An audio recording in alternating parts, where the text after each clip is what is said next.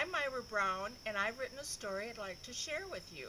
It's called Everett Green, A Tree for All Seasons. The north wind blew fiercely, and the mother tree tried desperately to shelter the small seedlings beneath their branches. Everett Green was such a seedling, planted in late winter. Everett loved the woods, but knew that someday he would be plucked from the ground and placed in the corner of somebody's house. It was getting close to the selection season. He was beginning to fret. "Ah, but it is an honor to be chosen," said his uncle. "Legend has it your great-great-great-great-aunt was picked and decorated for the White House many, many seasons ago." But Everett watched his friends and family get selected one after the other. He began to wonder, wouldn't it be grand to stay rooted in one place and get decorated for all seasons of the year? The other trees laughed and teased. "Everett, no tree is decorated for all seasons. We are Christmas trees." Everett ignored the other trees. The season was over. He could rest easy. He'd been too small to be chosen. Comforted, Everett settled into the fading winter and looked forward to the welcoming of the warmth of coming spring. Through the season, Everett grew tall and beautiful, with beautiful branches, pine cones, and one small bird nest. "How grand I am," thought Everett.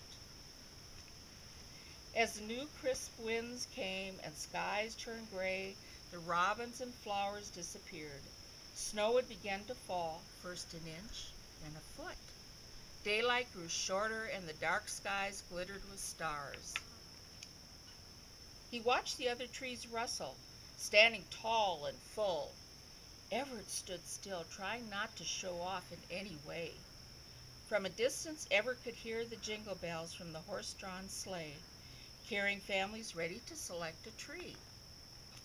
Through the woods trudged a father and 3 small children, bundled from head to toe. "Please, Daddy, this one with the beautiful branches, pine cones, and look, one small bird nest," pleaded the children. "Let's get the shovel and the burlap bag." What, thought Everett? No axe, no saw? Father dug a large hole, including the roots, and with a yank and a twist, Everett was on his side. His roots wrapped in burlap, Everett was loaded onto a toboggan. As they pulled away, he looked at his woods one last time. A short drive home and a few preparations later, Everett was propped up in the corner of the family's living room, his roots in a warm tub of water. Cheerful music was heard. Hot chocolate was poured. Strings of popcorn and lights were swirled around Everett. Cookies, bows, and ornaments placed on each bough. One of the children placed jelly beans in the bird nest, while another positioned the star in Everett's crown. Friends and relatives gathered round. "What beautiful branches! Lovely pine cones! And look, jelly beans in the bird nest!" The holiday ended much too soon. Decorations were taken down and packed away. "It's time," thought Everett. "Put your coat on," said the father. "The hole is dug." "I'm being buried," thought Everett anxiously. He already longed for the stars that he would never see again, the wind he wouldn't feel breezing through his branches. Everett had loved being decorated, but didn't want it to be over. Carried outside, Everett was plunked into a hole and pulled up straight by his branches. The children stomped the soil all around his roots. "I'm staying," Everett realized with glee. He looked up at the stars and wiggled his branches. "I'm staying." Winter passed into spring.